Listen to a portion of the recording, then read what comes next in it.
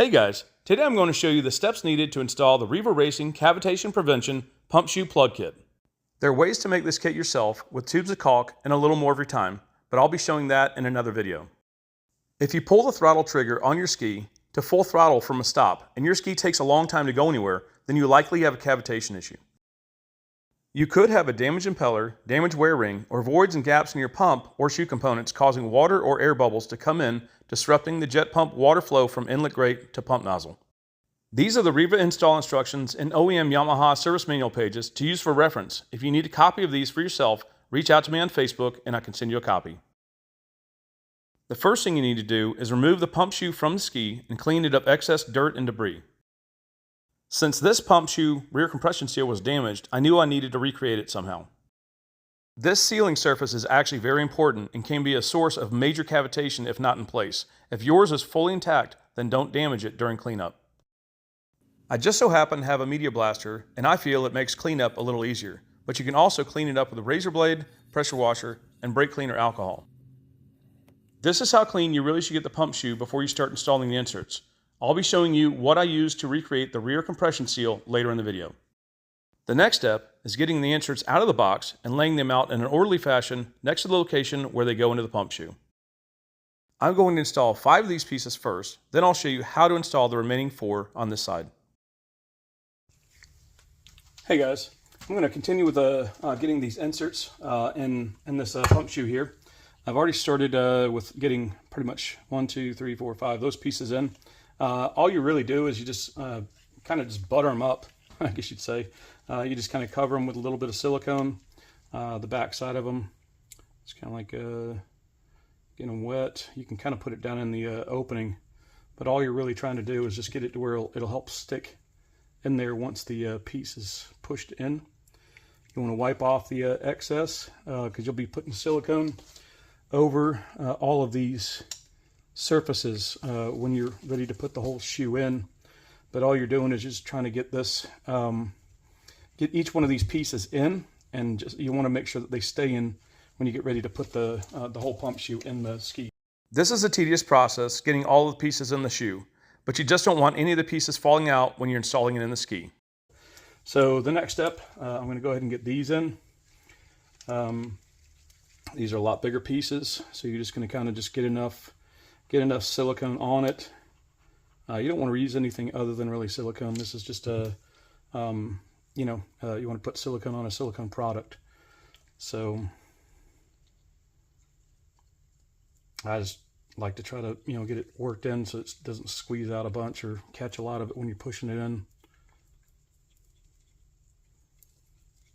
And that's this one. Like I said, you just want to get the whatever excess kind of squeezes out. You just want to get it wiped off. Just make sure the piece is pushed up in there good. Just good enough to seal. Wipe off any excess in the areas.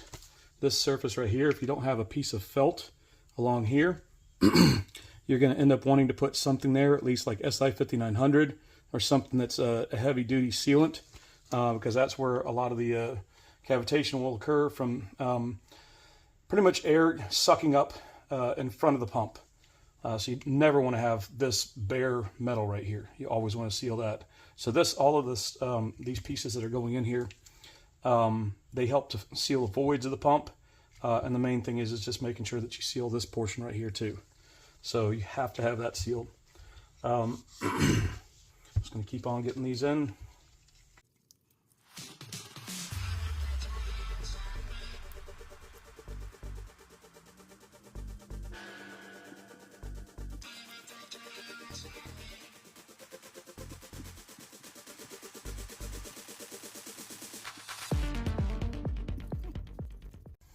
This is the last one, this front side here. Then I'm going to flip it over and get the bottom one in, or pretty much the other one that sits in the bottom.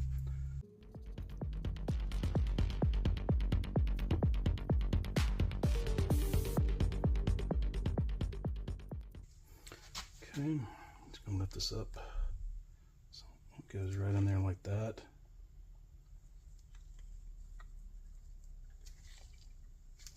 Adding a little extra silicone on the corners to help the pieces stay secure in the shoe is not a bad idea.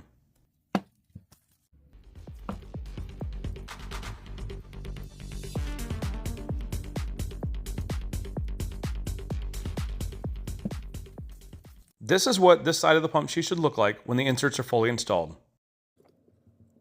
Now we're going to put the last piece in the pump shoe, but it's not the last piece of the kit.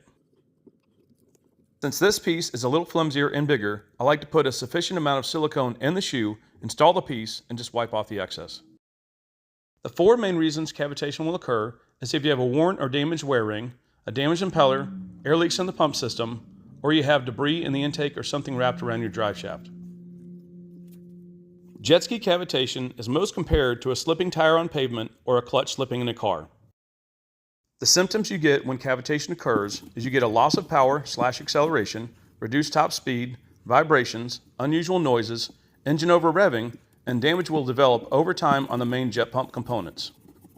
Make sure to get the piece on this side seated as best possible because the intake grate will be bolting up to it upon reassembly.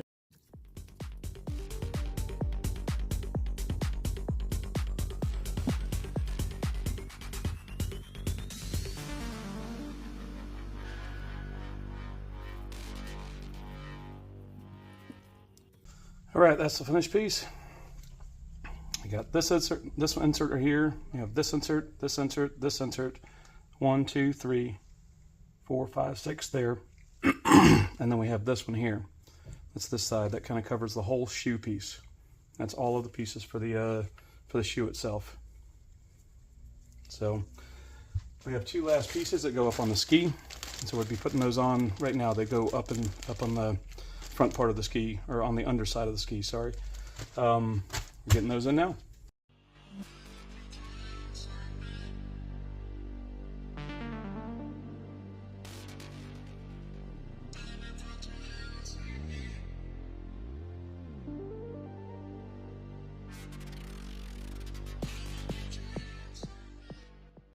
These 2 pieces are mainly just filling in the 2 hollow spots on the transom plate where the pump shoe pushes up against. Now that all the pump shoe inserts have been installed, I needed to be sure to install an appropriate rear compression seal. I had some traction mat pads laying around, so I decided to use a piece of that, since the original piece looked to be about a 1/4 inch thick before it was compressed.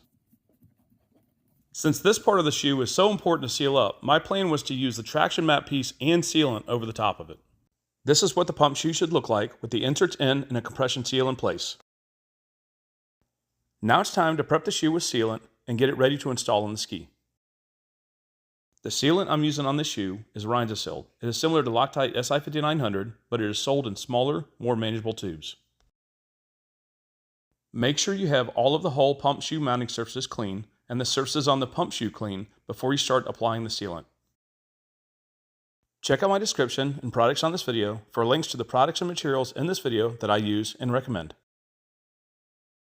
If you haven't yet subscribed to my channel, now's the perfect time to do so. You have nothing to lose. It's free. Take your time and use the Riva instructions and what I'm showing here to seal your pump shoe up properly. I'm going to continue applying the sealant so I can have it ready to install on the ski.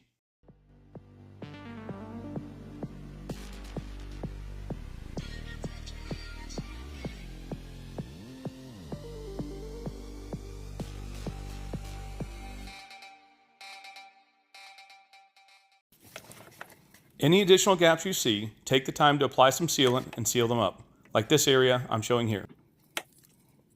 Yamaha calls for Loctite 572 thread sealer to be used on the pump shoe, intake grate, and ride plate bolts, and I prefer thread sealer because it retains the hardware, but it's easier to disassemble when the time comes.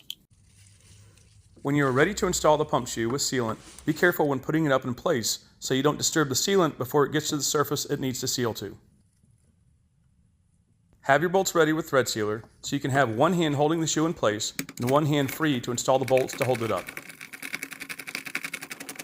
I like to install the bolts crossways so when 2 of them are in, they hold the piece up so I don't have to anymore. When you have the bolts loosely fitted, bump the shoe towards the transom plate so it gets the best seal, then fully tighten the bolts to 17 Newton meters. You're going to see some sealant squeeze out, and that's okay. What I like to do is use a rag to wipe the excess sealant off the bolt heads and around the bolts to make it easier to disassemble the next time. When the pump shoe is fully torqued down, I like to go back in and add a little more sealant in areas where I see any open gaps. If you take your time sealing the shoe up properly, you shouldn't have to touch these components for a good long time. Once you finish with the pump shoe install and sealing, you can then install your intake grate and ride plate. Check out my other 2 videos where I show those upgraded parts being installed on this ski.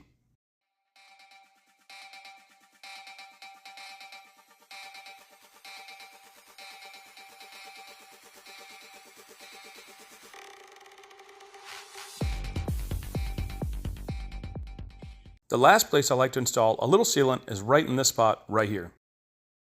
Alright guys, that pretty much wraps up this install. Hope you guys enjoyed this video and found it helpful. Please smash the like button to support us and subscribe to my channel to see more cool videos like this one, and I'll see you in the next video.